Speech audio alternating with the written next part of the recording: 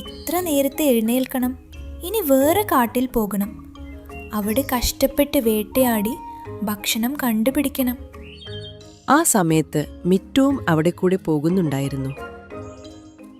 Hey Meenu, നീ വല്ലാതെ വിഷമത്തിലാണല്ലോ.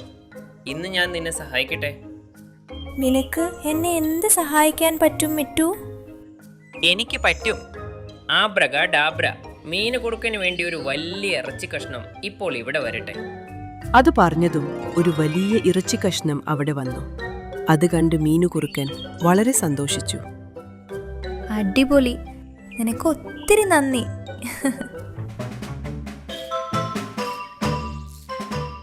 മീനുകുറുക്കൻ ആ ഇറച്ചി നല്ലപോലെ കഴിച്ചു. അത് കണ്ട് മിറ്റുവിന് വളരെ സന്തോഷം തോന്നി. മിട്ടു മരക്കൊമ്പിൽ ഇരിക്കുകയായിരുന്നു. അപ്പോൾ ആന, ബഗീര, സീബ്ര എന്നിവർ അവന്റെ അടുത്ത് വന്നു. മിട്ടു, നീ ഞങ്ങളെ ഒന്ന് സഹായിക്ക്. പിന്നെന്താ, എന്ത് സഹായമാണ് വേണ്ടത്? എനിക്ക് കരിമ്പ് തിന്നാൻ കൊതിയാവുന്നു. നീ എനിക്ക് വേണ്ടി കരിമ്പ് സംഘടിപ്പിച്ചുതാ. ശരി, ഞാൻ ചെയ്യാം.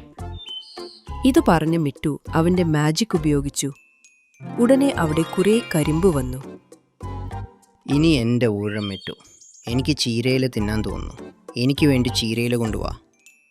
പിന്നെ എനിക്കൊരു ആട്ടിറച്ചി വേണം, അതുകൊണ്ടുതാ. ക്ഷമിക്കണം സുഹൃത്തുക്കളെ, എനിക്ക് ഒരു ദിവസം 2 പേരുടെ ആഗ്രഹം മാത്രമേ നടത്താൻ പറ്റൂ. അയ്യോ, അപ്പോൾ നാളെ വരെ പട്ടിണി കിടക്കണം. ഞാൻ ഇനി ഭക്ഷണം തേടി പോയാൽ 2 മണിക്കൂർ എടുക്കും. 2 മണിക്കൂർ എടുക്കുമെങ്കിൽ നീ എന്തിനാ മാജിക്കിലൂടെ ഭക്ഷണം ചോദിക്കുന്നത്? അത്രയും അധ്വാനം ചെയ്തൂടെ? വേണ്ട, ഞങ്ങൾ 2 പേരും നാളെ വരാം. നീ നാളെ ഞങ്ങളുടെ കാര്യം നടത്തണം കേട്ടോ. ശരി,